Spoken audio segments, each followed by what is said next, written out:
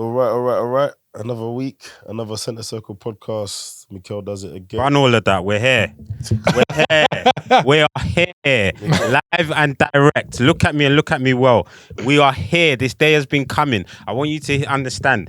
Listen, you know when they say, why argue with an Arsenal fan when you can just wait? Yeah? Why argue with an Arsenal fan when you can just wait? The meltdown is inevitable. It is inevitable. Death, taxes, and Arsenal messing up. Arsenal are bottlers. I want you to hear me and I want you to hear me well. Are we just going to play this back when we win the league? Carry on. Are we going to play this back when we win the league? Yeah. Play it back. Play it. This is my Kevin Keegan moment. I want you to understand that, right? I will love it, and I loved it today. I absolutely loved it.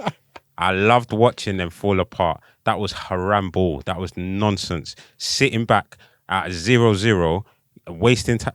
Anyway, sorry. Go on, carry on. Let me not get carried away. You finish? Yeah. Sorry. Very passionate. Very passionate. Yeah, bro. I hope he was dispassionate when Danny Welbeck was slapping net yesterday. I hope he was dispassionate for his own team, man.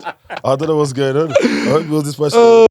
I mean, look, as we recorded a few hours ago, Manchester City dealt with Arsenal 2-0 in the Carabao Cup final at Wembley. I mean, all I will say is, Mikel, we did. No, seriously, we did. He's doing what we expect. You know what? him to do. Nah. You're saying, Mikel. Go on, Kofi Annan. You're saying, Mikel, what you're doing, but certain times when you come up against greatness, there's nothing you can do. Nah, there was stuff he could do today. Like, let me be clear. There's nothing shameful about losing to Manchester City in the final. Yeah? Pep knows how to play a final. The way you lose it is the problem. That's it. The way you lose it is the problem. That's the issue. Well, after 20 minutes, them lot might as well have been in training. After 20 minutes, Manchester City might as well have been at, what's this training ground called? It had 2 or something. I don't know. They might as well have been back in Manchester with bibs on and the GPS thing on the outside. Yeah? Doing training. I've never seen such a shutdown. It was absolutely crazy. So many aspects of Arsenal's game just wasn't working. I'll give an example. For ages, we were cussing and saying, play Gyökeres in, direct, play him direct. Okay, you do it. But the quality of the passes today into him were ridiculous. Overhit, too long. Hincapié was getting treated like a under 15s by Semenyo. It was just poor. And I think, as much as you want to say, whatever you want to say about Odegaard and Eze and all of that, neither of them were available today. So he went with Havertz in there. Not the plan B he's used this season, which is Saka in there and Madueke on the right. No, let me do something I haven't done at the top level all season. Let me do something totally different because I'm Mikel and I know best. But in the final, would you take Saka out of his best position to accommodate? What's he done in that position this season? But even before we get to that one, it's the outcome though. Havertz doesn't play that role in the way that makes that team tick. I hear that. Saka is the next thing. I'm not saying he's as good as Eze or as good as Odegaard in that role, but he's the next thing in our team that can do that. He will come drop short for the ball. He will look for it. He will try and break lines, all of that. Havertz is there for muscular presence. Bro. As soon as he gets the ball, he's looking to give it to somebody. But a lot of Arsenal fans are saying, Havertz is the guy. Like he'll pop up with an odd goal and all of a sudden it's waka, Shakira and all them things. And then he has a bad game and it's like, he shouldn't be playing there. It's like, what is... And the thing is, you got to identify what is Havertz. Remember, he was brought as a slight 8 and then obviously he had the striker crisis, so he was playing the false 9. So he can't play the 10. But all of that is air. You know why? Because we've seen where he works in this team. Why are you trying to reinvent today? It's the final, blood. Why are you trying to reinvent today? It doesn't make sense. And then, okay, fine. And for Havertz to work in that position as the 10, you need players behind him that can play the passes, or you need wingers that are going to feed him the ball. That are good because he's more than likely going to be the player making the late runs into the box, right? Or if Gyökeres vacates that position as a striker, Havertz is going to fill in that role as a second striker. But if the service is rubbish, which we saw today, or you decide to just be doing left to right crab, then it's pointless. I agree. It's pointless. Having him there was pointless. Declan Rice is picking up the balls, with many picking up the ball, doing their thing normally. And then the space where they would normally give the ball to someone is vacated, or my man is playing like a last man in the centre circle. He's got his back to someone, getting the ball later. And you could see the difference, just to illustrate, in that when he finally made a change on the 81st minute, you could see that was a space. And there was an interesting point where you could see the chess game, master and student. I don't know if you remember, Kepa had the ball, he had Arsenal's back line, he had Manchester City's front four. In the And they first weren't half. engaging. They were like, no, it's cool. It was brilliant. I was like, I'm not gonna lie, football nerd. I was like, this is sick. Yeah. Bruv. But it wasn't until later. Then Saka was now coming into the space between them two. Havertz wasn't doing that. He didn't get the ball because by then confidence was shot on Kepa is Kepa. Raya would have got him the ball. So he just did a lot of stuff. It's like, Mikel, you can't get 1 point out of today. You can't grind it out. You can't, and this is City. Wherever you want to say City. Conversely, on their side, bruv, Silva's picking up the ball, handing over to Turkey, stuff's going on. O'Reilly's is doing what Calafiori used to do to teams. It was just so silly. And so the Kepa thing, fine, he makes a mistake for the first goal. But I think the game was lost at a much bigger level. And the goal was coming. The start of that second half, City came out and just suffocated you. So I know you said Isaac face. I know Isaac's saying Arsenal play wasn't great, but I think that was testament to how City nullified Arsenal and the squeeze they put on them. And you haven't experienced that all season, really and truly. Like, even in the games that you've lost, you haven't really been on the back foot, if that makes sense. People that can help you get the ball out of that kind of pressure. That is the thing. So, and you also need good tactics. You also need a plan. Listen, you need a plan A, a plan B, a plan C, right? And I remember watching the coach's voice video with Fabregas, and he literally broke down how they get out from the back to midfield or to the front. If plan A is not working, they have a plan B. If plan B is not working, they have a plan C. Arsenal just had nothing beyond plan A. And like you said, if Kepa put his foot on the ball and the back four spread to widen the pitch, and then the Man City four just stood there and said, all right, your move, they had nothing else. So if the City four do that, what's your next move? So the next move should be, all right, they're not pressing us, so we now can't play around them. So do we have another outlet? You have Havertz and Gyökeres, two of the biggest players on the pitch, standing like this in a line. Lump that ball forward. That's what Pep done last season, isn't it? Lump that ball forward and squeeze the team up. How many times when Havertz is up front have you seen Arsenal just go, hold that? How many times? Just mix it up. That's been the only reason we've been successful this season, because when the nice, smooth Odegaard pre-recting hasn't been working, we've gone direct. Right? We've lumped it straight into the... So, and then, to Isaac's point, plan ain't working. It's an hour and a half game, you know? Change it, bruv. Nkapie's on a yellow card. Take him. Yeah, he should have come off. Take him off, because he can't play his natural game. Even the yellow card was soft. He didn't really touch the guy, right? Make changes. It's a cup final. Go all in. If you do all of that and you still lose 2-1, 2-0, 3-0, cool. You just got outskilled. Listen, it wasn't two mad games. Bro. 4-0 is the same as 2-0. And it wasn't even two mad goals. One mistake and one Saka's not marking.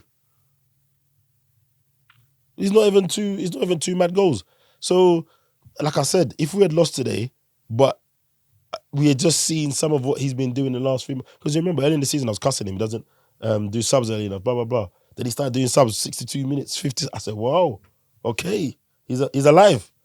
Today, 81 minutes. Trossard, what was Trossard doing today? He might as well have been the groundsman. What was he doing?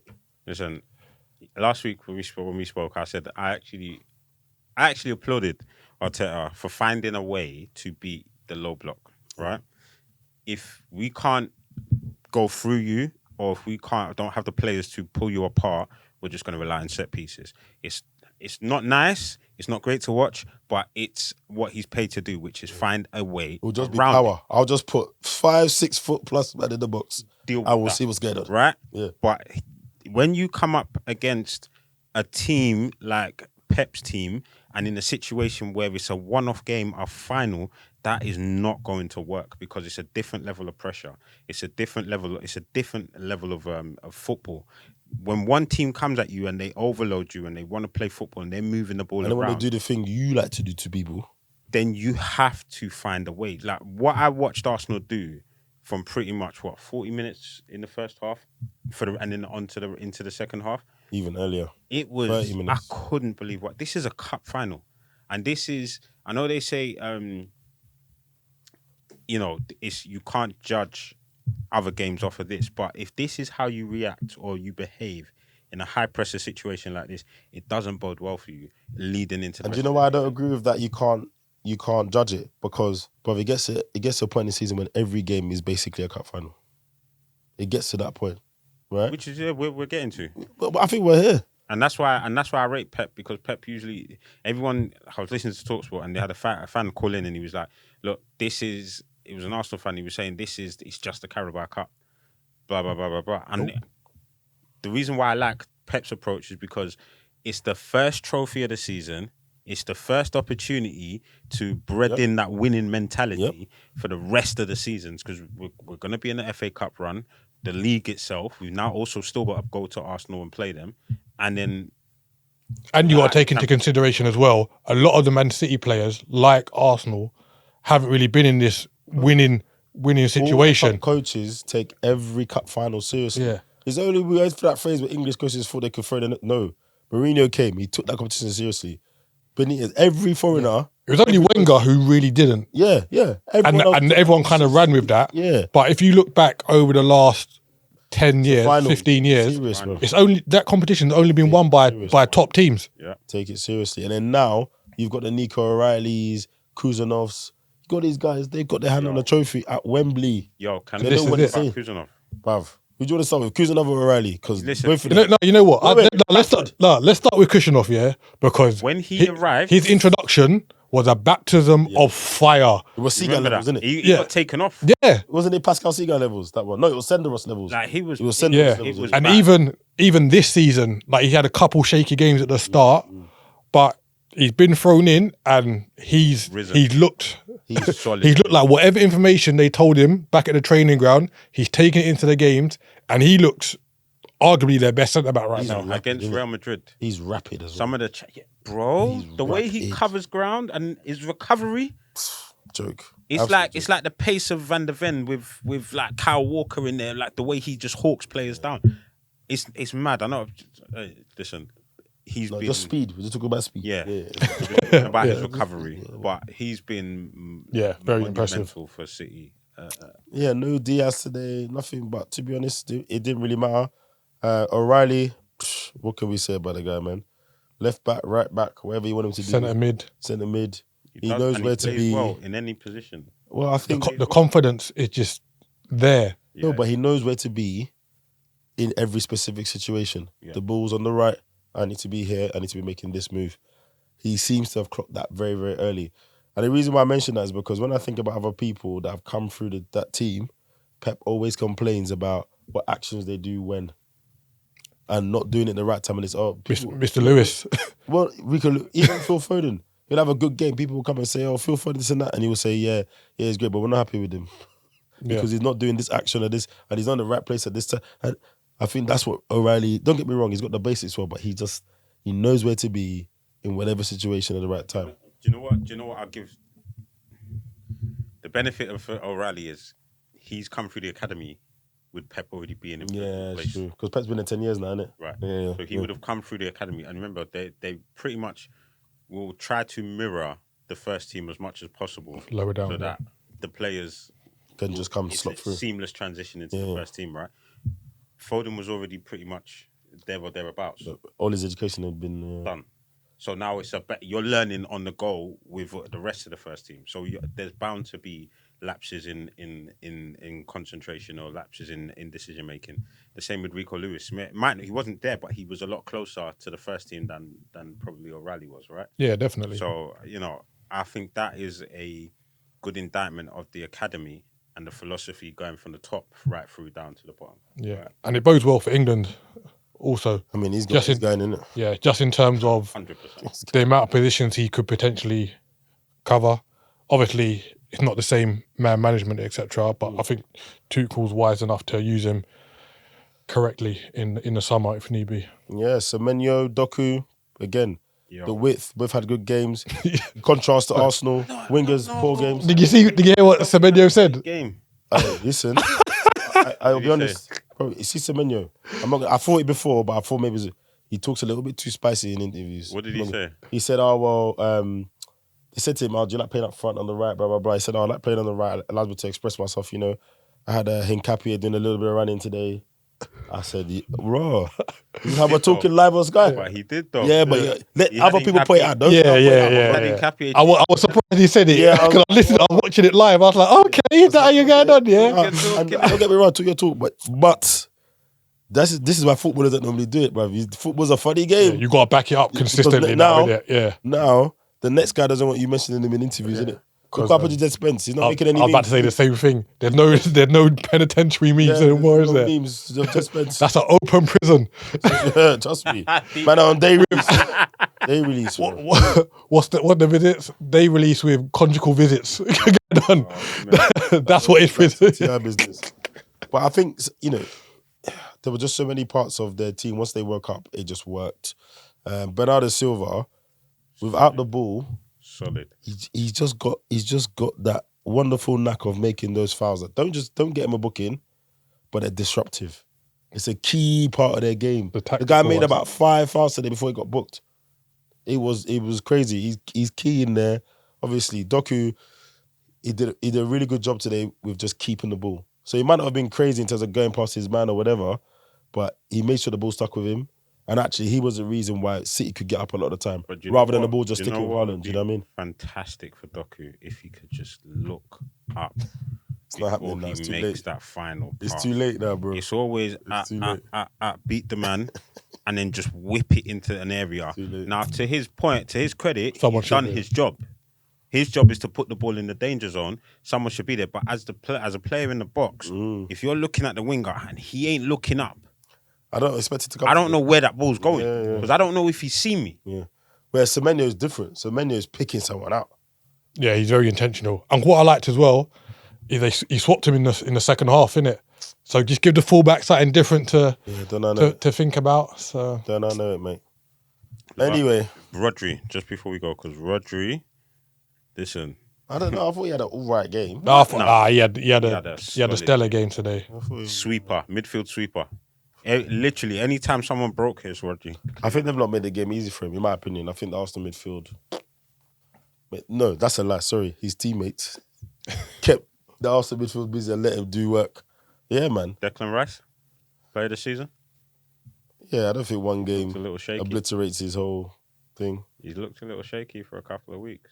I don't know. I still think he's in the running.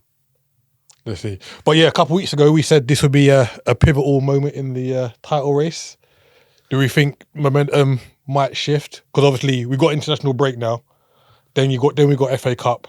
So we're not going straight back into the Premier League after this fixture. I've got a bit of a politician's answer. I think it goes both ways, unfortunately. Like, footballers always talk about, you want another game just to get over it quickly. So the international break could be the worst thing to happen. In other ways, some people let them go away, let them forget about it, let them recharge a little bit. He's given all the players that have played X amount of minutes extra days off. So Saka, I was going to say Henry, Kane, a few players. Oh, Thomas Tuchel, you mean? Yeah, for England. He's giving them a few days extra off. Yeah. So they're not going to be there for the first friendly. Yeah. Then they're coming after. So I think it could actually work in Arsenal's favour to just have a little bit of a reset, go away, do England, etc. And then you've got Southampton as your next game, FA Cup. Game. So that's the kind of game you want to. So I personally think the international break will work in his favour. If not, honestly, I think today could have been a little bit of a punch in the gut, and they might have been winded for a couple of weeks. I'm hoping the international break just gets things back to motion. But this is the difference. I think in the Premier League he can get away with that stuff because he's not playing City every week. He hasn't got Shirky, Doku, and Semenyo in the same team. Cherky every week, juggling the ball with 20 minutes to go. But I don't mind that, bruv. If you haven't put enough fear in me that I'm not doing that at 77 minutes, that's on you. That's not on me. There's no point coming to clap me after. There's no point. There's certain teams, bro. You know you're not doing that. You're not doing it. Pep didn't like it. He was shaking his head. Yeah, I saw. But you know he's old school. Yeah. He doesn't like all that stuff. But bruv, if you can do that, bruv, do it. We don't see enough of that. So yeah, we'll see. You know my view on Arteta, man. I don't know. As I said before, he strikes with the guy. He's good at coursework, innit? He can do that over time. When it's exams, he's not very good. And that's what we saw today. So hopefully they pick it up. It's funny you say that because obviously they put out a little montage at the start of the day. And someone tweeted, "You're always putting out trailers, but where's the movie?" Yeah, 100%. Arsenal medium team. If it was up to them, would have won a quadruple months ago. So yeah, let's see. I always had it in my mind we win the Prem and maybe this cup. I wasn't super confident I would win the Champions League. I think I said that to you guys, right? And the FA Cup is the FA Cup, but he hasn't got a great record in that. He's already done better this season than he has in previous years. So just don't bottle the league, Arteta. Trust me, don't do it. Don't do it. Well, I don't know. I think they've got enough points. Yeah. The last. Even if you lose to City, it's 6 points. But if everything else stays the same till we get to City, then I think after City, there's 5 games left. No, it could be 3. Because remember, they got a game in hand and it's 9. So if they win their game in hand, then beat you, then it goes down to 3. So, man. And there's still 5 games after that City game or something like that. So it's close. It's close. Anyway, talking of individual plays and people showing up for their team, it looks like Bruno, my mate Bruno, at Manchester United is heading for the assist record. It's fraudulent. Why? It's fraudulent. Bro, what is your problem? Just like as I've said, if this is the kind of player, the kind of style you want as your player of the year, I understand this snobbery. that's fine. Can I ask you a question? But you'll accept Mo Salah. Exactly. What you're comparing? How is that Mo Salah stat padding? His words up. I'm flabbergasted. Like you're actually comparing the two. That's ridiculous. Well, he basically didn't turn up for a season and toe poked in a lot of goals. Same difference. I'm just asking questions, bro. Just asking questions. You know what, chat, yeah?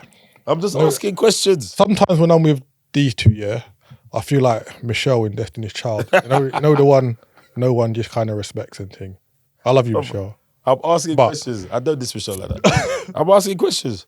Do you know what it's like? What's his name? Kevin Phillips? No, but he was banging in quality goals. Like he had a good. So if he had a good season. So if he had scored 31, Bruno is just taking corners. So if he had scored 31 tappings, he wouldn't have been worthy of the golden boot. But Kevin Phillips wasn't scoring 31 tappings. He was scoring bangers from outside the box. How many goals did Van Nistelrooy score outside of the box? A few.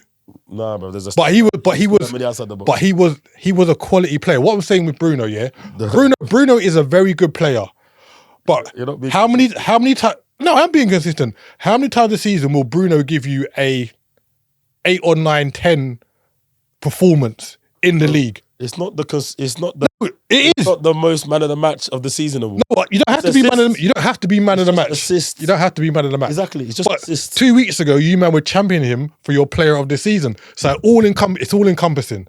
Yeah? I'm saying to you, Bruno doesn't turn up like the majority of... I play the season now. I'll ask you about assists.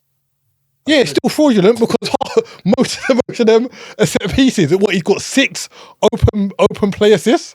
But you sat here and agreed with me that the quality of Declan Rice's set piece taking is something. The quality of Bukayo Saka's set piece taking is something.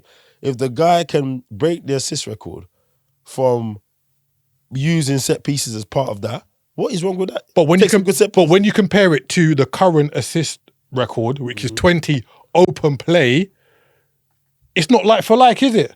So you can say, oh yeah, you've broken it, but the quality... The set pieces assists are worth less than open play assists. No, they're not worthless, but the quality of them is not there. So wait, hold on. There's two different conversations. I'm trying to get to 2 different conversations here.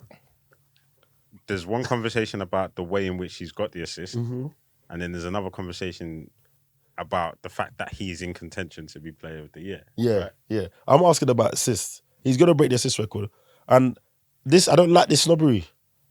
If I do 23 balls and the man scores, or if I take 20 free kicks, it doesn't matter. There's still assists, and you still got to execute. So you're happy with the Premier League top goal scorer scoring 35 penalties in a season? You're like, yeah, bless. Yes. Do you know how hard it is? Ridiculous. Bro, That's ridiculous. so by the time you get to penalty 15, do you know how hard it is to score the penalties? That's ridiculous. Everyone knows how you take your penalty. Everyone knows. Bro, That's ridiculous. The sample size is insane. That's ridiculous. can you imagine if you scored 30 penalties in the Prem? But I would rate you so highly. Do you know how hard it would be after a while? I can't lie. Just you and the goalkeeper from 12 yards. Oh, yeah. How often have you done it? Let's not get into that. All right. I'm not a pro, Bro. but you can't say 35 penalties are the same as 35 open play goals. They're not worth the same weight in gold. I think they're worth a different weight in gold. They're still worth gold. Fugazi. We need gold. to stop this snobbery, bruv. No, I think you need snobbery in certain aspects of football. Like football is very hypocritical. I'm being a hypocrite right now. I'm very open to that. Football is very hypocritical. There's irony in this statement. But get to it. There's irony here. The fact that Bruno Fernandes could break the assist record, while one, not playing well, two, more kudos to him. Remember when Henry done it? 20 goals and 20 assists. Okay, good for Henry. Okay, fair enough. I'm not going to flog a dead horse. Now, not going to remember Henry's feet in the same way because Bruno has equaled or has got 21 assists. Oh yeah, because he won't have the record. You could enjoy the two of them together. No, because he won't have the record. It'll be like last week in the NBA when Bam surpassed Kobe. They're like, oh, he surpassed Kobe's record. Kobe didn't have the record. Look, he'll be forgotten. Yeah. He'll be forgotten. Look, I just think, I remember, I've come on this podcast many times, yeah. I'm not a Bruno fan. I think he tries too hard to do the Hollywood, all of that. But you cannot deny the guy, especially in that team. Especially with that team and scammer him.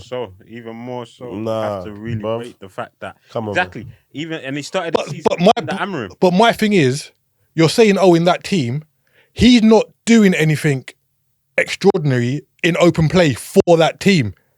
It's down to, I need to take a corner. I need to take a free kick, which is his bread and butter. You still have to execute. But that's not doing anything really specific for the team. You're not saying, right, I'm the he's not the controller, is he? I still have to put that ball in the danger zone. Hold on. Anyone that has watched 6 minutes of Manchester United football will see that Bruno is the controller in that team, number one. Let's not play that game. He is the controller of that team. For better or for worse. To their benefit or to their detriment. Everything goes through Bruno. Yeah, the control level's not high. Everything goes through Bruno, right? So that's one. And two, if you're the set piece taker in that team, bro, there was a time when that was respected. Of course. No, there was a time when that was respected. It is. Like I said, I'm being very hypocritical. I understand it. I just don't want my assist record maker to have 15 assists out of 21. What, from set pieces? From set pieces. I think that's bloody efficient, if you ask me. I'll tell you what, bare coaches will take that. Instead of relying on the guy that might slip through 2 passes properly weighted for the striker to finish, you've got a guy that can do that 7 times out of 10 from a set piece or 6 times. This is why people say the game's gone, because you're... No, because this applauding. is like you that have got short memories. Because it's not short memories. Those set piece guys, some people built their careers in set pieces, bro. David Beckham. But they weren't breaking. What's the name of my... But my whole point, they weren't Zola? breaking. Remember, Sky put the record up. Yes. Henry, 20 open play. Then it was like Lampard, 18 open play. Gerrard, 16. Like it was man with double digits open play. Then it was Fernandes, 7. Fernandes was at the bottom of the list. Yeah, because he's not doing open play stuff. So what, man? He's not. And I don't think it will happen again. It's just a function of this season, you know? Don't be a hater. I'm just annoyed that Salah didn't break it last year when he had like 3 months. Because he wasn't doing anything, bruv. He wasn't doing it. He was scoring the goals. In the throwing line. He was scoring the goals and assists. 20 goals, 18 assists. He was chopping passes. 20 goals, 18 assists. That's what he was doing. He was chopping passes from Trent. That's why we can't find him this season. Because Frimpong's too busy in the physio room to pass to him. Anyway. Yeah, big up Bruno, man. Yeah. Well done you, man. Don't even bother. well done. Don't bother. You take a quarter. Listen. Go ahead. That's funny. But before we move on, I just want to insert something here. I think we can all stand on the claim that maybe John Terry was abusing Antoine. Oh, yeah. With the latest Yes. Restore Britain. Yes. Yes. I don't think that was ever in doubt anyway. What's all that about? We know what it's about. Like we know the character of the man. Exactly. I can't, like, come on, bro. Like, what are you doing? Yeah, Well, so you've got for, nothing to lose now. I would say for those that might not know, just And you're actively campaigning for managers' jobs. Like, And he will still get them. he won't, because wherever think he's so? been campaigning, no one's really batting an eyelid. Go on, Keith. yeah. So was it Rupert Lowe? I think it was the original tweeter. Yeah. Took umbrage with tube signs in East London That we're not in English. that were not in English.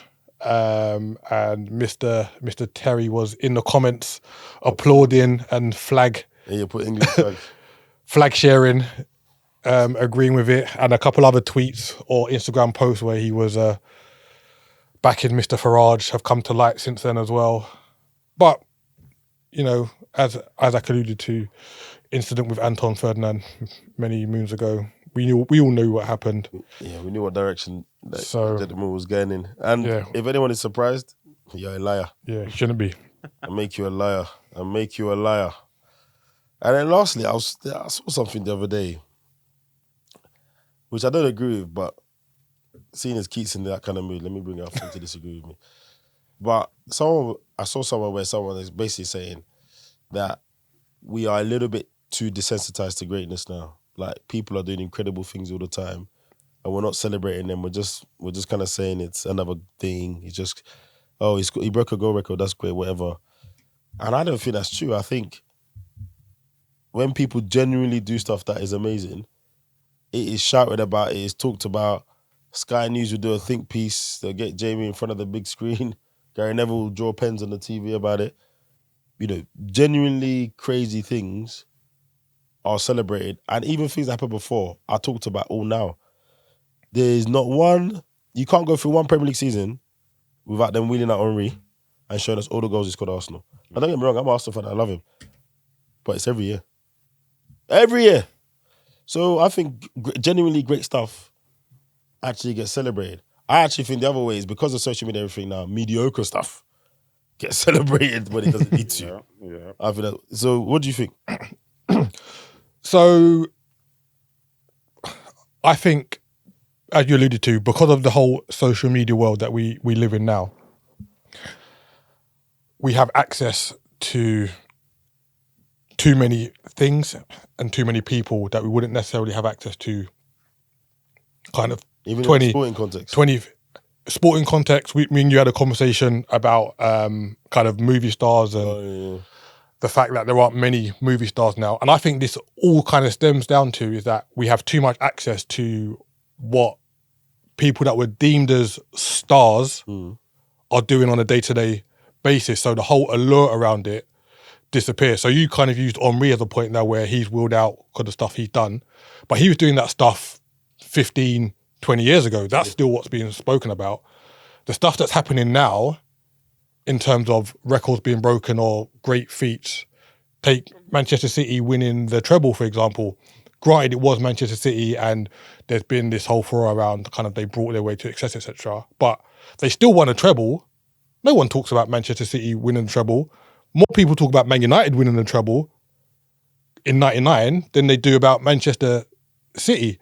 Even with Arsenal being spoken about the quad potentially this season, I'd think 10, 15 years ago, people would have been like, wow, that's amazing. Yeah, because that team might have actually done it. Now it was kind of looked at in respect of, oh yeah, Arsenal could do the quad, but yeah.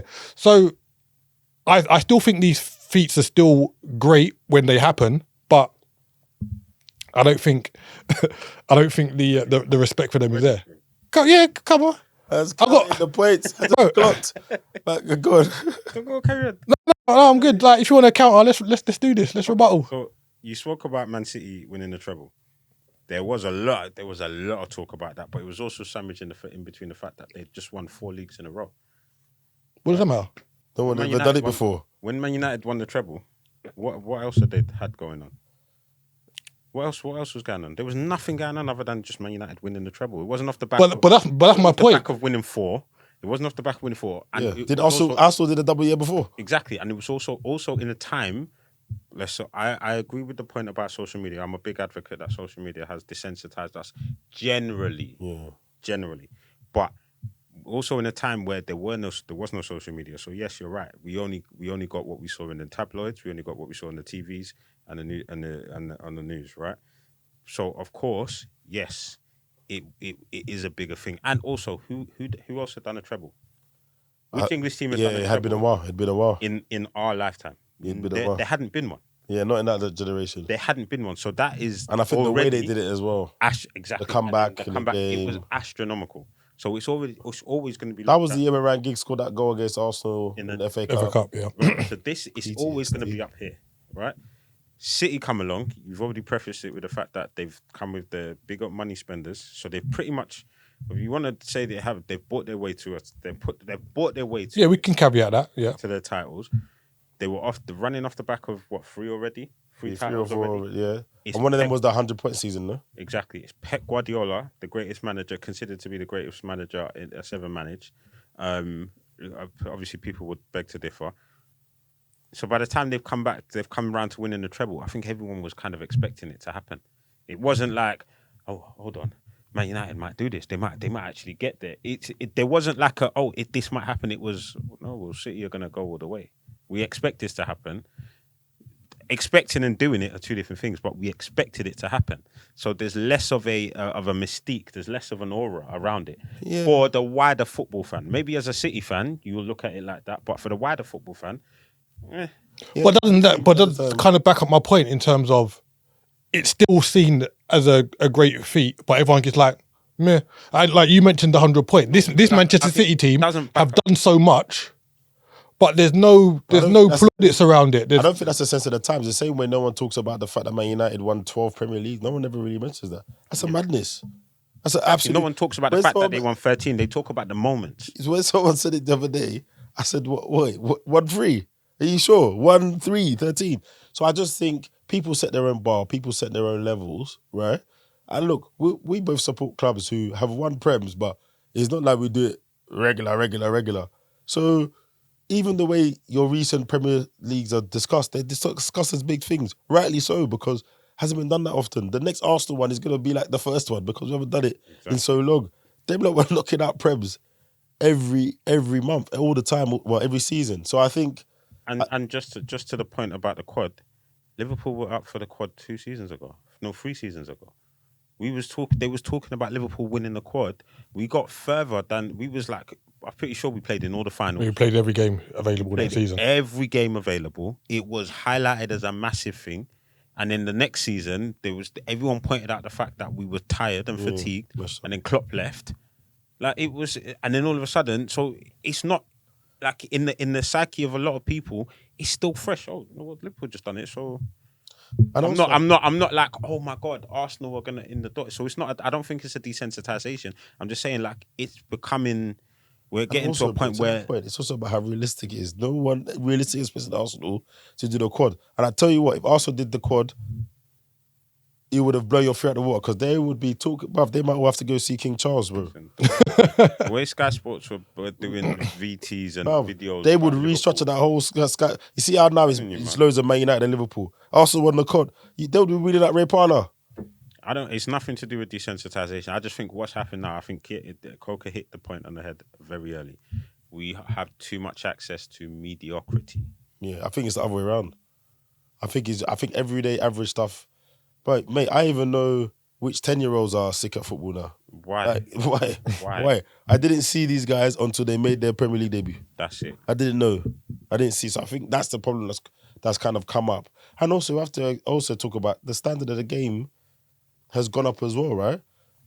We keep talking about football becoming more professional, so actually the bar of what is actually great, I think, has gone up over time. And even someone like Haaland, he just, even in a rubbish season, he's still 20 plus goals. Yeah. When he was doing his thing, people were talking about every week, every month, until we realized that it was his normal. So I think that's all it is. Now people are desensitized.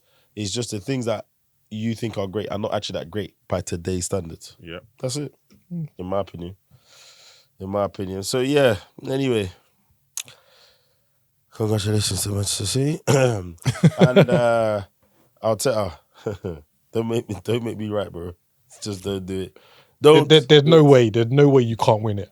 The writing is on There's the wall. no way. Listen, and I'm not saying this to be funny. When Gerrard slipped, that was only 3 games out, no? Yeah, it was only 3 games out. late April. Yeah. But we've seen closer things, bro. Seen closer things. So, Imagine you draw all of your last games. that laugh was there. Sorry. Go on, just laugh, man. You know you want to. Hey, listen. Why argue with an Arsenal fan when you can just wait? Anyway, guys, we'll see you next time. Peace. Peace.